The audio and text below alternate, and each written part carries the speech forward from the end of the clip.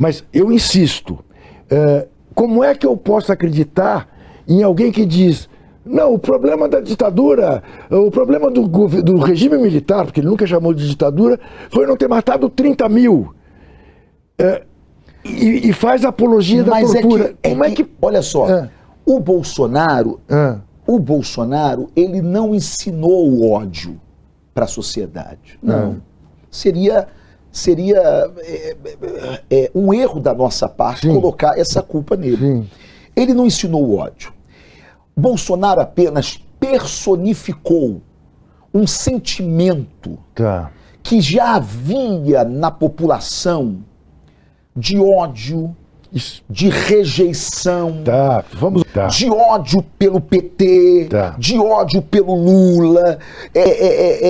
Então ele personifica, ele consegue pegar pequenos ódios e quando junta isso tudo, vira um tsunami de ódio. Vive um tsunami, certo? Então, aí ele faz com que ele personifica para o meio evangélico o homem que Deus levantou para destruir todas as pautas de imoralidade que estavam levantando aqui no país. Ele personifica para os praças, não é? Aquele que se rebelou contra a hierarquia militar para dar algo mais justos aos praças, não é? Ele personifica aquele cara que finalmente se levanta contra o criminoso e que quer mesmo que bandido bom morra. Então ele saiu personificando tudo. Ok, mas eu continuo a lhe fazer a seguinte pergunta. Ao indivíduo, Otônio de Paula,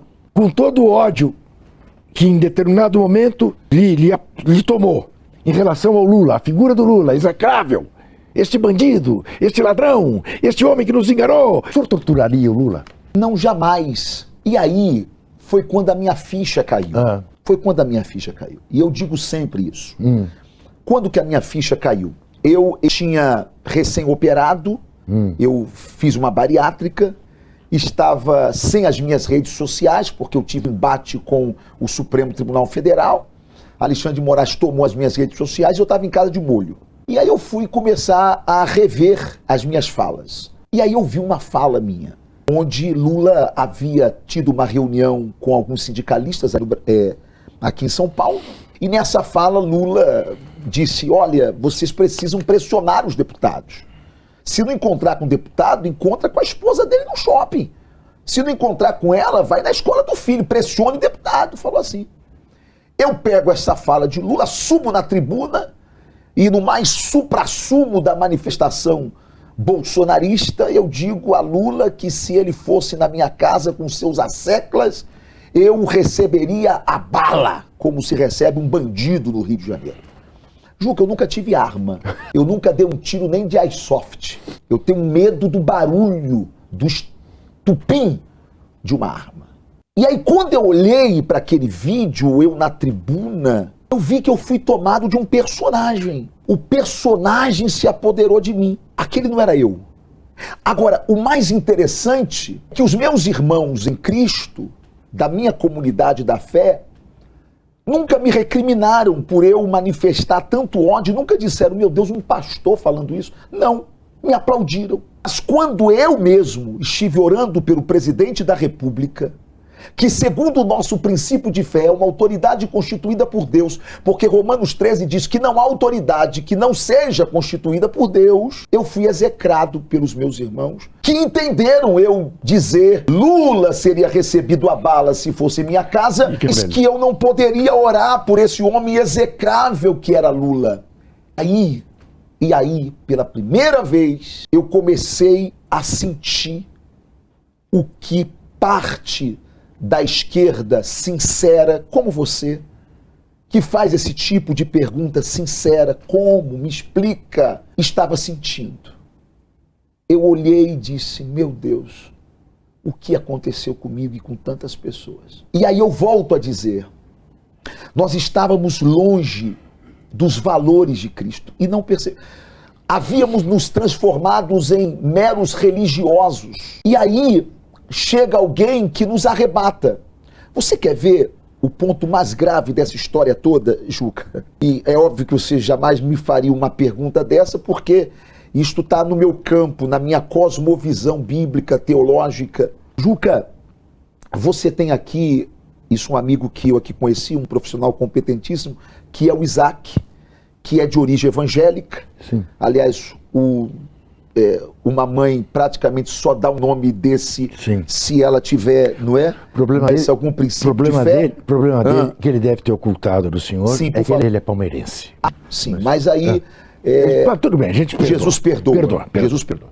Então, e eu não tenho nada a ver com isso, porque eu sou flamenguista, tá? E eu estou me metendo aqui numa confusão toda aqui. Isso até porque o Juca, eu sou fã do Juca. Então, entre ficar com o Juca, que é meu ídolo jornalístico, e com o Isaac, desculpe, Isaac, eu vou ficar com a piada do Juca. Mas o Isaac sabe do que eu vou falar, e os evangélicos, filhos de crente que estão nos acompanhando agora, sabem do que eu vou falar. Juca, se você for numa igreja evangélica e você fez alguma coisa honrosa e o pastor quer lhe aplaudir, ele vai colocar você ao lado dele e ele vai dizer à comunidade da fé: meus irmãos, vamos aplaudir a Jesus pelo Juca Kfouri.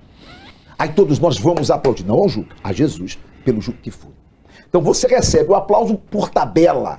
Porque nós entendemos, até pela visão do que é idolatria, não é?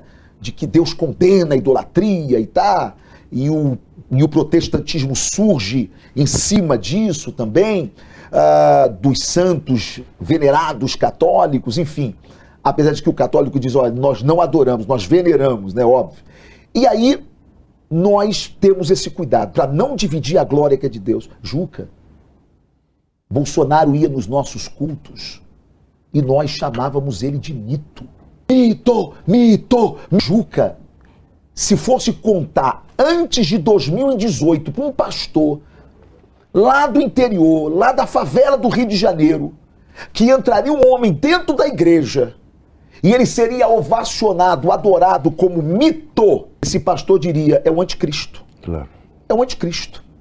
Então nós fomos consumidos por isto, Tá. porque nos afastamos dos princípios elementares da fé cristã. De tal forma, Juca, que quando eu me vi ali ameaçando o presidente da República, do campo do qual eu nunca votei, eu nunca pertenci ao seu campo ideológico, sempre tive algumas divergências, mas quando eu me vi ali com aquele comportamento, eu vi que eu estava mais parecido com Bolsonaro do que com o meu Jesus. E aí foi quando a minha ficha caiu. E em nome da honestidade intelectual, em nome da verdade, eu não me dei por satisfeito de fazer uma conversão sem subir na mesma tribuna que eu fiz a tal ameaça e dizer que eu estava arrependido, e dizer que eu errei, e dizer que eu fiz parte deste movimento de consagração e veneração de um homem, que eu fiz parte, que eu contribuí para que um bezerro de ouro fosse levantado nos nossos templos, em nossas igrejas. Eu hoje oro por Bolsonaro. Peço para que Deus realmente transforme o seu coração, para que Deus o converta, assim como eu oro pelo Lula. Se hoje Bolsonaro me pedir oração, eu vou orar por ele. Agora, não me tire o direito de orar por Lula ou por qualquer um ser humano, não importa quem seja. Porque eu que sou um homem de comunidade, eu que sou um homem de igrejas dentro de favela, Juca, por muitas vezes eu já orei pelo traficante, pedindo que Deus o liberte dali. Nunca orei por armas, nunca orei para que ele tenha vitória. Não, esse não é meu papel, eu não sou sócio do seu crime. Mas eu oro, sim, pedindo, Deus, liberte esse homem, revela-te para ele é teu, o Senhor tem um projeto na vida dele. Se eu posso fazer isso por um traficante que faz tanto mal à sociedade, porque Cristo me ordena fazer isso, por que eu não posso orar pelo presidente Lula, que pelo contrário fez tanto bem a esse país, principalmente aos mais necessitados, que sempre foi a escolha do Cristo? Eu vou chamar nosso último bloco, mas já pretendendo que o senhor pense como responder a pergunta fácil para o senhor. Sim. Como é que agora o senhor acha que é possível virar essa página? Ótimo. A gente já volta. Estamos de volta com essa conversa absolutamente reveladora, verdadeira, franca, com o deputado federal do Partido Social Democrático pelo Rio, Ottoni de Paula. Então, deputado, como é que nós todos vamos dar por encerrada essa história, vamos virar esta página? E eu quero deixar claríssimo para o senhor, eu não tenho, embora não vá votar, eu não tenho nenhum temor de que a direita, de verdade, ganhe uma eleição no Brasil. Não tenho. Vou votar contra, não é a minha visão de mundo, mas convivi anos com a direita aqui em São Paulo instalada, Geraldo Alckmin e João Dória e tantos. Não passou nada. Ninguém perdeu os dedos ou os dentes por causa disso. Que me apavora na extrema-direita. Na extrema-direita. Eu temo uma eleição da família Bolsonaro hoje personificada no Flávio. Primeiro que eu não mais os reconheço dentro dessa minha visão e dentro das experiências que eu tive, eu não os reconheço como nem um campo democrático e nem como a direita verdadeira. Eles têm um poder de usar a máquina social, que é a internet, para triturar qualquer reputação. Triturar a sua? Sim, eu fui chamado e sou chamado até hoje traidor. O senhor vai perder... Eu não conheço, olha só como o senhor vai perder voto por causa disso? Ah, sim, eu não tenho dúvida. Eu coloquei a minha reeleição em risco, mas em nome da verdade, não é?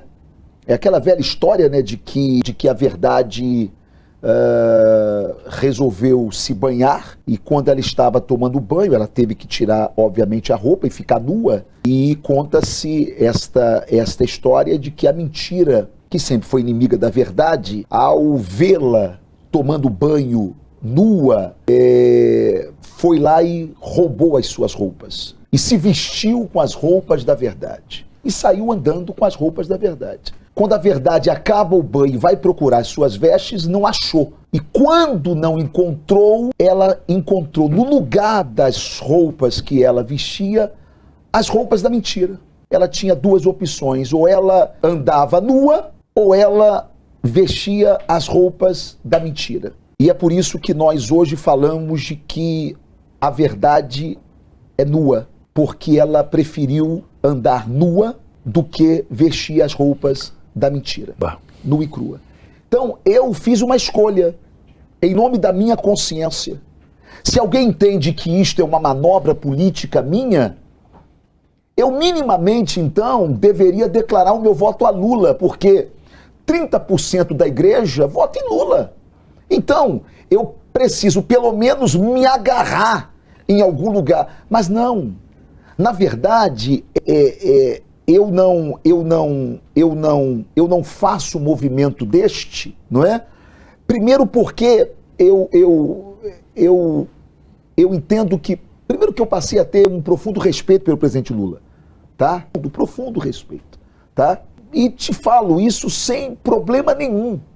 Se tiver Flávio Bolsonaro e Luiz Inácio Lula da Silva no segundo turno, eu não tenho receio de perder voto em dizer que eu votarei em Lula pela primeira vez na minha vida, ok? E começarei, se for necessário, um movimento nacional chamado Direita com Lula. Sim, até porque ninguém poderá dizer que eu não sou de direita, que eu não sou conservador. Mas em nome de quê? Em nome da soberania nacional. A direita perdeu uma grande chance de ter como candidato Eduardo Leite? Ela perdeu a grande chance, não, ela não perdeu essa chance porque a direita, ela passou a não ver alguém de centro como alguém que pudesse representá-la. Tá entendendo? Então, Eduardo Leite para o campo da direita, mesmo a direita não bolsonarista, não é? Ele precisava ter mais um pouquinho de sal, não é? Ele precisava ter mais um sentimento antilulista para poder também representar este campo da direita, que não é o campo radical, não, mas que devido ao radicalismo do bolsonarismo, precisava ter assim, um candidato que empolgasse mais.